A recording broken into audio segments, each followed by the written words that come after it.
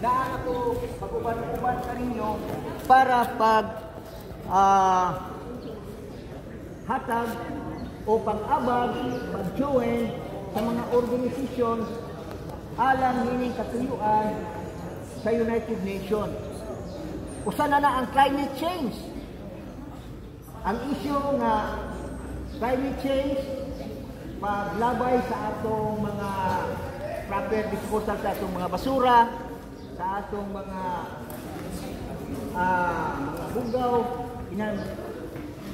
malinis ang atong community. Clean water. Isa na programa sa United Nations na impyo nga panubig nga atong imnon.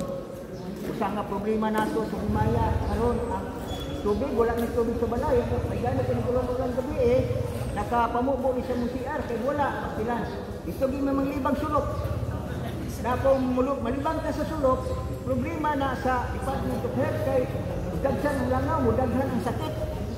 Una nga lugar dili ni siya lugar programa sa usa ka tawo kinahanglan matapusa nga mulumulupyo sa atong Himaya sa Salvador City nga mo-participate ani nga programa bahin sa United Nations Development Goals. Kining atong paglabay og basura gikinahanglan ni.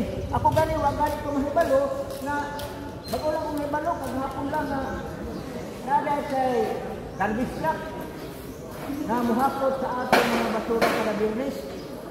So programa na sa gobyerno nga naalagin na. Namuni na gikinahanglan yun na dili lang kay tinilang atong panakuban. Bumisita ko ninyo, matag karon ko niya kay kauban naman ko ninyo kay ako na join man sa mga organisasyon para atong mapalambo ang programa sa United Nations kay ang United Nations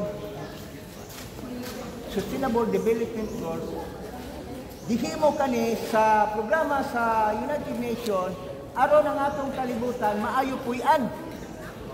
Kay kung ang mga tao dili kanunay mag-aware, mahitabo nga kini atong kalibutan matunaw or masunog. Karon gani grabe ang atong mga kalamidad nga nakagamsam. Kung dili sa lugar mo participate at dili nato ayuhon ang atong kalibutan, mahitabo kini nga kita naghapon ang makadawat o mga dautan na ato naghapon binuhatan. Bumalik nato ang mga dautang binuhatan nato sa atong kalibutan. Busa kinahanglan nato i-maintain ang pag-amuma sa pag-alima sa atong kalibutan para nga ang atong barangay, ang atong syudad, ang atong nasod, ang atong tibuok kalibutan maayo puy-an. Kay ang tema sa United Nations ang atong kalibutan mapreserbar aron maayo puy-an. Kay kung dili nato ni siya magalam ang atong kalibutan, atong matagamtam ang kasuko sa pinayahan. Munang naanay mga dagkong kalamidad nga maabot. Kita naghapon ang maapektuhan. Busa kinin ako lugar dako kay importansya mo na nga kitang tanan giawhag sa United Nations na mo participate sa 17 goals sa Sustainable Development nga gimugna sa tibuok kalibutan.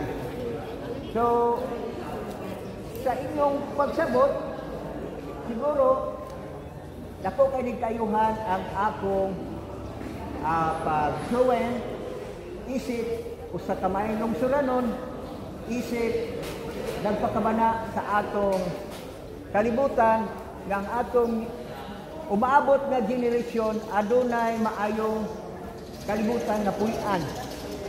Kay kung dili kita magtiil sa atong kalibutan, kita ra gyapon ang magsugamak sa mga moabot nga mga dagkong kalamidad. Daghang salamat. Doon na ba mo yung mga pangutana? Okay, ginira ko po to. Dagang salamat.